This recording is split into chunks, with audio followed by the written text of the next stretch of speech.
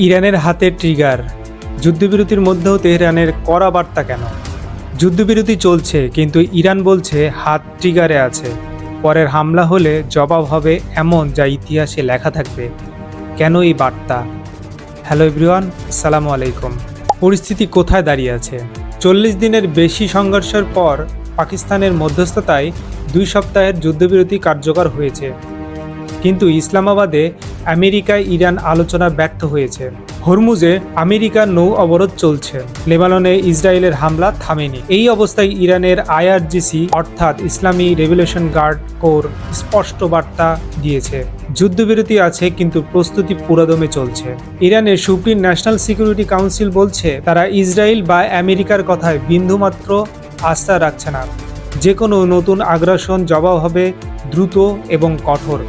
আইআরজিসির নতুন commander major general Mohammad হুশিয়ারি দিয়ে বলেছেন, আমেরিকা যদি আবার হামলা চালায় তাহলে জবাব হবে আগের চেয়েও বড়। ইরানের সামরিক বার্তা 3টি বিষয়ের উপর দাঁড়িয়ে আছে: 8 বছরের ইরাক যুদ্ধের অভিজ্ঞতা, নিজস্ব প্রযুক্তি ও অস্ত্র উন্নয়ন, সর্বোচ্চ নেতার কৌশলগত নির্দেশনা। ইরান কি আসলেই শক্তিশালী অবস্থানে? হ্যাঁ, এবং এটা শুধু ইরানের নিজেদের দাবি নয়। ব্রিটিশ সামরিক বিশেষজ্ঞ শন বেল কয়েকদিন আগে বলেছেন, ইরানের শক্তি এখন যুদ্ধ শুরুর আগের চেয়ে অনেক বেশি। হরমুজ প্রণালীর নিয়ন্ত্রণ এখনও ইরানের হাতে। আমেরিকা নৌ অবরোধ দিয়েছে, কিন্তু সেই অবরোধ নিজেই বিশ্ব অর্থনীতিকে কষ্ট দিচ্ছে। তেলের দাম বাড়ছে, ইউরোপের বিরক্তি, চীন মানছে না। আর ইরানের কমতি সংকোচের মধ্যেও যে 100টির বেশি হামলা পরিচালনা করেছে, ইসরায়েল এবং আমেরিকা একাধিক কৌশলগত স্থাপনায় আঘাত হানছে।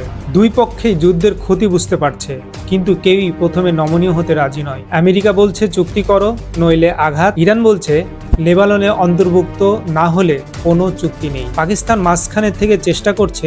আসিফ মুনির তেহরান গেছেন, শাহবাজ শরীফ মধ্যপ্রাচ্যে ঘুরছেন, কিন্তু যতক্ষণ লেবানন প্রশ্নের সমাধান না হয় ততক্ষণ এই অস্থায়ী যুদ্ধবিরতি স্থায়ী শান্তিতে রূপ নেওয়া অনেক কঠিন। সহজ কথায় বলতে গেলে যুদ্ধবিরতি আছে কিন্তু শান্তি নেই। ইরান জানে তার হাতে সময় আছে। আমেরিকা জানে এই যুদ্ধ দীর্ঘ হলে তার নিজের অর্থনীতি ও রাজনৈতিক চাপও বাড়বে।